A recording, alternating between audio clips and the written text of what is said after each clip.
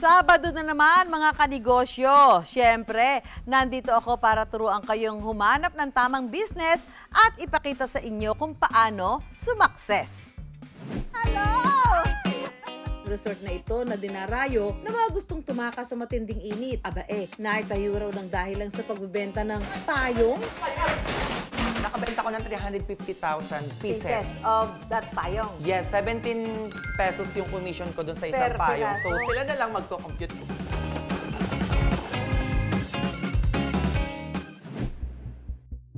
Ang tahimik na kapihan sa Taytay na bulabog at biglang nag-trending. Nag-viral sila dahil sa reklamo ng isang grupo na nag-dine-in sa cafe.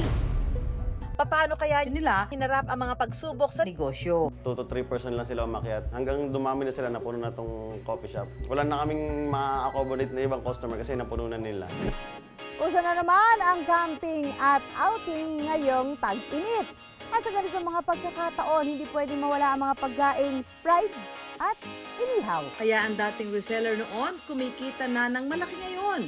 Pareho pa rin ang lasa. Ang minimum na po namin na production per day is 100 kilos na. For the barbecue lang po. From 10,000 puhunan, ngayon po, ang kinikita na namin ay 6 digits na per month. Lahat na yan sa Pera Para! Payong kaibigan, mga kanegosyo, ang pagtatayo ng malaking negosyo, maaari magsimula rin sa maliliit na puhunan. Tulad ng resort na ito na dinarayo na mga gustong tumakas sa matinding init. Aba naitayo raw ng dahilan sa pagbebenta ng payong.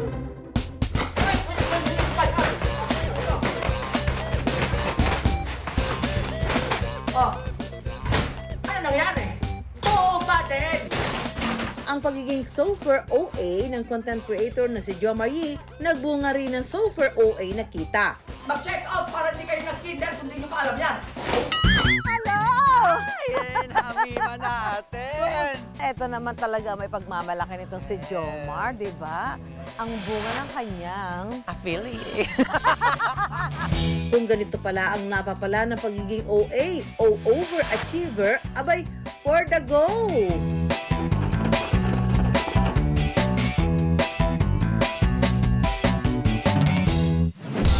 Sa Indang Cavite, matatagpuan ang resort ni Jomar. Ano ba pag sinabing affiliate? Like kunwari, kayo po yung may-ari ng Produkto. Ipapabenta ko sa'yo. Yes. Okay. Tapos paano Yes. kita nun? Commission. Komisyon. Yes, commission. Oh. Kapag nilapag mo yung product mo sa TikTok, pwede ko na siyang kunin kahit hindi tayo nag-uusap. Ganun. Yes, ibebenta ko na lang siya, magugulat ka na lang. May benta ka, ganyan-ganyan. Kasi nga binidyo ko. 130 pesos na puhunan lang daw ang nilabas ni Jomar sa kanyang payong business. Ipinambili lang niya ng isang pirasong payong na ginamit sa online selling. At kalaunay nag-viral. Way back 2023 kasi, nakabenta ko ng 350,000 pieces. Of that payong. Yes, payong. 17 pesos yung commission ko dun sa isang payong. So sila na lang magko-compute ko magkano. Kung nakabenta siya ng 350,000 pieces ng payong at imumultiply ito sa 17 pesos na komisyon, ibig sabihin ay kumita siya ng 5,950,000 pesos noong 2023 lang. Para malaman nyo kung makapal. Oh, flashlight! Hanggang ngayon, patuloy pa rin kumikita si Jomar mula sa payong, ha? Makikita pa rin kasi sa profile niya ang video at nakalink pa rin ang payong dito. Para maging affiliate sa TikTok bilang creator, kailangan munang pumunta sa TikTok Shop Creator Center para makita kung kayo ay eligible to apply. Dapat kasi ay 18 years old pataas ang inyong edad at namimit ang community guidelines ng website. Paano mo naisip yung yung ganong klase ng pagbebenta? Yung una kong TikTok kasi is kids, nanay at anak. So kasi syempre, usually mga nanay laging galit yan. Ako nanggigigil ako talaga, kanina ka pa eh. Tapos nung nag-affiliate ako, ewan ko, biglang lumabas na lang yung galit. Tapos nagulat yung mga tao, bago. Kasi usually mga nagbebenta ng ganyan-ganyan. Hi, bili na kayo ganito. Ay, sa akin dahil hindi. Kapag nilabas kayo, bibilin mo yan. Sinasabi ko sa'yo, di ba? Kasi ka pa mag-order. Nanggigigil ako sa'yo para hindi ka nag-grade 2. Go! At dahil mainit, nagdala akong payong. Yes, Pero bukod doon, kasi na-inspire ako doon sa kwento mo na dahil sa benta mo ng payong, ay talaga na ipatayo mo yung resort nito. May dala nga akong payong ngayon eh. Turuan mo ako magbenta nitong payong na to, ha? Ayan, sige. Sige, Okay, yan. papakita ko sa'yo. Siyempre, nakasarado. Ang una mo ipapakita, automatic. Ha? Pipindutin mo yan. Ano mangyayari? Magbubukas. Di ba? Kunwari, araw, sinasabi ko sa'yo, mami ko. Nakaganyan ka. Yung araw, hindi pumapasok yung araw kasi bakit? Makapal. Di ba? Di ba? Kunwari, humangin. Ayan na. Humangin, sinasabi ko sa inyo. Di ba? Humangin, mami ko. Di ba? Ano yan eh? Buhay pa din siya, sinasabi ko sa inyo. Yung ordinaryong pa, yung sinasabi ko kayo, mami. Sandali mo lang yan, sira na. Eto. Ayun siya. Talagay dito, i-check out. Ganun siya. Di ba? Tata. Yan. Siyempre, kailangan automatic. Yan. Diba? Sinasabi ko sa'yo. Sinasabi ko sa'yo. Kailangan bumili ka nito. Ayan, tapos mahangin. Yan. Ayan. Sabi niya. Sinasabi ko sa'yo. Parang hindi ka nag-day 2. Ganon. Check out mo na yan. Go! Go! Ha! Nakakapagod. Dito tayo. Ay, wow naman. Diba? Talaga na, masarap dito. But resort? I mean, may iba namang negosyo, pero bakit ito? Resort kasi naisip ko pang matagalan. Hanggang pagtanda na siya eh. Totoo. Yes, ang resort. Tsaka maganda yung resort kapag walang guest. Ako yung guest. Totoo naman Totoo yan, yan. diba? So, ito muna kinalalagyan natin. Ano to? Ito yung gazebo mo. Yes, gazebo to. Dito yung kung gusto nyo kumanta-kanta, yan. Magchika-chika kayo dyan. Kahit umaalingaw-ngaw ang boses mo dito, okay lang. Ay, okay lang. Kasi wala namang masyadong kahit sumigaw-sigaw tayo dito, hindi tayo mababarangay. Move on naman tayo sa resort ni Jomar. Mula 10,000 hanggang 35,000 pesos ang rate sa resort. Depende kung ilang rooms ang rerentahan. May triangle house at 2 kwarto sa main house.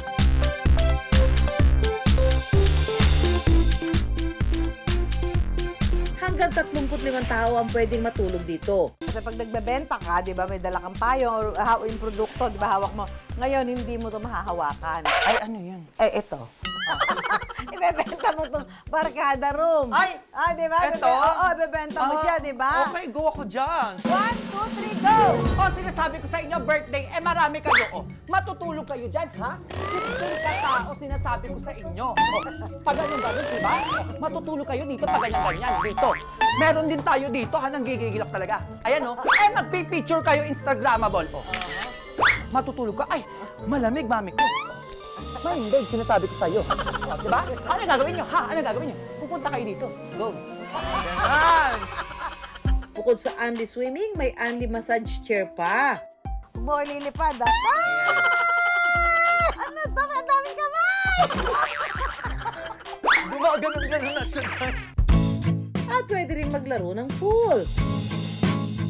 Kitang-kita naman natin, ang ganda talaga ng resort nitong si Jomar. Ano ang biggest struggle mo sa pagtayo nitong negosyo nito hanggang ngayon? Yung perang pampagawa. Etong part na to, magiging bahay ko yan dito. Ikaw ba ang nagplano nito o meron kang katulong? Bago simulan yung neto, yung parang drawing, nagbigay na ako talaga ng May concept ka na. inspirasyon kung ano yung gusto kong maging itsura. Tapos gusto ko ilagay nila yung more on payong. Kasi ang laki talaga ng naitulong sa akin ng payong. Kung hindi dahil sa payong, wala akong resort, mami. Talaga? Opo. November 2024 lang binuksan ni Jomar sa publiko ang kanyang resort. First business ko to, mami. Kaya nung nakita ko yung may kita pala ng ganito, ganyan-ganyan, natutuwa talaga. Natutuwa ka? Ano, gaano ka hands-on dito? Talaga bang hands-on ka? Sobra. Paano? Like parang kapag, ate, okay na ba yung, kasi yung mga kapatid ko sila yung parang Tao naging mo. tao ko na din. Ate, okay na ba yung ganito? Anong oras pupunta yung ganyan? Anong oras yung ganito? Paano yung, ano yung mga kailangan natin? Mga ganyan-ganyan. Hands-on talaga ako, Mi. Kasi syempre kung hindi ka hands-on, ano nang patutunguhan ng business mo? Walang dudang binago raw ng payong ang buhay ni na Jomar. Sa ngayon, masasabi mo na ba na ito yung biggest achievement mo sa pagiging content creator mo? Yes, mami ko. Okay. Sobra, ito po yung biggest talaga. Kasi As mami, na nakatira lang kami dati sa tabing sementeryo, taas ng sapa, tapos magkakaroon ka ng resort. Wow! Mami! So, hanggang ngayon pa rin talaga, hindi pa din kami makapaniwala, lalo na yung pamilya ko din. Like, parang, kapag everyday ko, halimbawa, parang magpapahinga lang kami dito, walang guest. Nak, grabe, may ganito ka na. Nak, dati, di ba ganito lang? Alam mo yun? Ayun, sobrang biggest talaga. Matapos mag-viral ang kanyang video, gigil talaga si Jomar na ituloy-tuloy ang kanyang pag-success. Grateful ako kasi nabibigay ko na sa family ko. More than what they need. More than talaga. Kaya sobrang grateful ako sa sarili ko na nangyari talaga to. Kasi syempre sinipagan ko din ni. Para sa akin, kailangan maging masaya kayo sa sarili nyo sa ginagawa. Maging creative? Yes. Kailangan maging totoo rin sila talaga kung ano yung sila. Sino mag-aakala na ang simpleng payong na pananggalang sa init o ulan, magiging kasangkapan din para mag-alab ang dibdib sa pagnenegosyo at umulan ng biyaya at kasangga pa sa pagtupad ng malalaking pangarap. Sa dami ng nagsusulputang kapihan ngayon, kailangan may kakaibang gimmick para mapansin at dayuhin. Pero tiwala raw ang Team Jervy na mga pambato nilang pagkain at kape. Simple pero aesthetic ang location at customer-friendly na staff ang key to success ng The Fifth Cafe sa Taytay, Rizal. Ang dating sari-sari store, kinarir at ginawang coffee shop ng team ni Jervy. Ang family business, literal nakadugtong lang ng family house ng may-ari. Nagsimula po ito sa sister ko talaga. Actually, ganyan talaga to. Mahilig kasi siya sa coffee and mag-bake. Dati, nagbebenta lang siya online sa mga kakilala lang. And then na yun, eventually, naisipan magtayo ng business na coffee shop. Dati po itong tindahan ng lola ko. Sakto naman nung kailangan namin ng location para sa coffee shop, sinara na niya yung tindahan. In-offer niya na baka gusto ito na lang yung area. Pinagawa namin yung lugar. May dalawang palapag ang cafe. Sa ground floor ang order counter, habang sa second floor naman ang dine-in area na kaya ang hanggang 18 katao. Wala raw inspiration ng cafe. Ang gusto lang doon ni na Jervy ay maaliwalas at tambay chill spot, mapaumaga man o gabi. Family concept namin. Yun yung hilig namin. Kung ano yung nakikita niyo po dito, yun yung parang maganda sa mata namin at tipo namin. Umabot daw sa halos 800,000 ang nagasto sa pagpapatayo ng kapihan. Pero ang kagandahan, wala na silang binabayarang buwan ng upa. Lahat ng pagkain inihahain sa cafe, family's favorite raw. Ang mga pastry made from scratch na naging bonding for success ng kanilang pamilya. Naging close din lalo yung mga pamilya kasi pagbubukas to, masaya sa labas, maliwanag eh. Mga nakatambay na rin sa labas. Bestseller ang kanilang original recipe ng caramelized pork adobo. Good choice rin ang spicy pasta alige. Habang mapapaanyang haseyo naman sa kanilang spam kimchi fried rice. Bet naman ng mga Gen Z customer ang big serving ng fish and fries at drinks gaya ng Lotus Biscuit Milkshake at Honey Lemon Citron. At ang paborito ng lahat na kape 5 na pangontra antok ang tapang at lasa. Pero bukod sa kanilang mga pagkain at inumin, kung gano'n rin kaganda po ang quality ng pagkain at produkto natin, ganong quality rin po ang ibigay ng service natin sa mga customer. Para po naman masatisfy sila at tangkilikin tayo at lalo pa tayong mahalin. Bukod sa serving ng food, syempre ang babalikan mo lagi yung crew, yung owner. Given naman na kasi na talaga masarap ang food and drinks. Maganda talaga ng ambience. Very calming yung area, yung food, yun. Masarap talaga, pati yung drinks. Tsaka yung mga staff is talagang mabait. pero ang tahimik na kapihan sa Taytay nabulabog at biglang nag-trending. Nag-viral sila dahil sa reklamo ng isang grupo na nag-dine-in sa cafe. Bad customer service daw at not recommended. Pinaalis daw ang grupo kahit umabot sa 4,000 piso ang halaga ng kanilang in-order. 2 to 3 person lang sila umakyat. Eventually, umakyat sila, ayun, 1 to 2 person. Hanggang dumami na sila, napuno na tong coffee shop. Wala na kaming ma-accommodate na ibang customer kasi napuno na nila. Hindi naman namin sila pinaalis.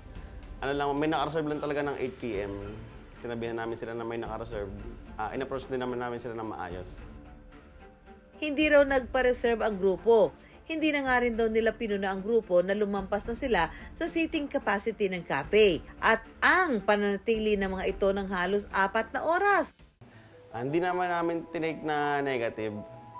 Ang ginawa na lang namin kasi sa reviews po yun, masisira kami sa review sa online eh. Pinost lang namin yun for awareness, para lang malaman natin yung two side nung story. Pinagtanggol naman kami ng loyal customers namin dito na yung totoong service dito. Humingi naman daw kalaunan ng paumanhin ng grupo sa kanilang social media page. Sa panahon ngayon kung saan marami ang sa social media nakadepende, mahalaga ang pagbibigay ng social proof gaya ng reviews at feedbacks. Isa itong halimbawa ng word of mouth sa digital world na marami ang gumagawa. In this business field, you cannot please everyone. At the end of the day, mayroon at mayroon ka talagang basher. At sa akin, pasalamat pag nagkakaroon ka ng basher kasi sumisikat na yung negosyo mo. And then kung nagkaroon ng negative feedback, that's a room for improvement bilang isang negosyante. Let's also apply being sympathetic to the businesses, especially for micro, small, and medium enterprises.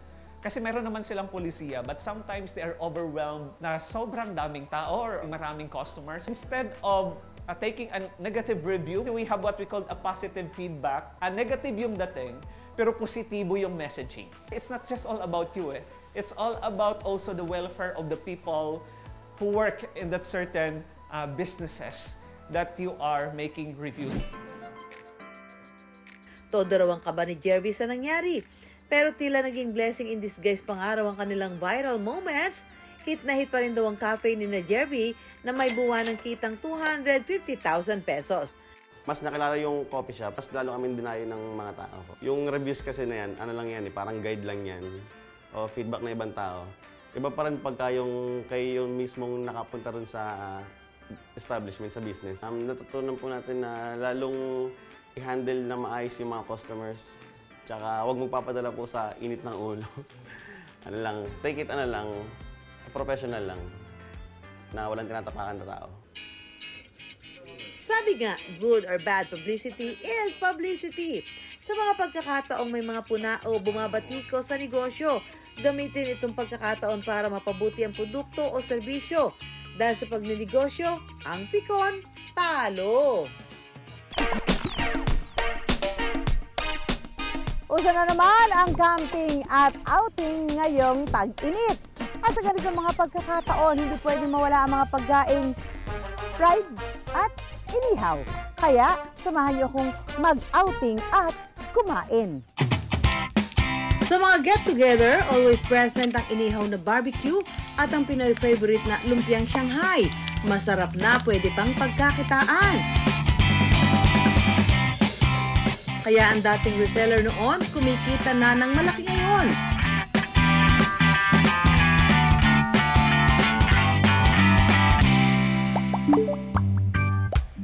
Dito sa Valenzuela City, isang grupo ng kababaihan ang abala sa pagtutuhog ng barbecue. Kada araw, kaya raw nila magtuhog ng hanggang 3,000 sticks. Negosyo ito ng 31 anyos na si Judith na sinimulan niya noong 2021. Nag-angkat lang siya dati ng frozen goods mula pa Laguna. Ang kanyang puhunan, 10,000 piso lang. Nagre-resell muna po kami kasi hindi ko pa siya alam kung paano talaga sisimulan.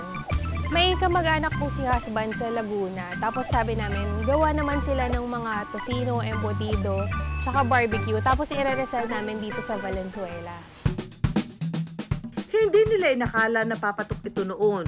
Dumating sa punto na lagi silang bumibiyahe balikan mula Valenzuela papuntang Laguna para kumuha ng produkto.